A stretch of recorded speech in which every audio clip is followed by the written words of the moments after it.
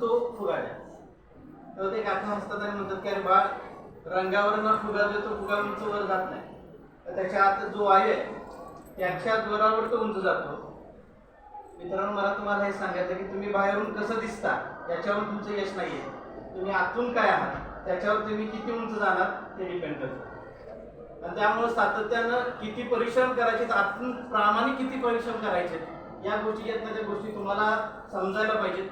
सातत्यानं आम्ही बोलतोय. खरं तर मला प्राचार्य सरांना सांगायचं की मला पालकांच्या पर्यंत हा मेसेज पाठवायचा. कसं असतं, एक शेतकरी असतो आणि तो शेतकरी म्हणतो की या देवाला अक्कलच नाही, कधी काय करेल. आम्ही इतकं छानसं पीक पेरतो आणि मग पीक पेरलं की मध्येच पाऊस येतो, मध्येच ऊन पडतं, मध्ये दुष्काळ पडतो, मध्येच खूप सोसायटीचा वारा येतो, गारा पडतात. त्याला मॅनेजमेंट नाही, त्याला काहीतरी चांगलं मॅनेजमेंट शिकवायला पाहिजे. असं म्हटल्या देव डायरेक्ट खाली म्हणतात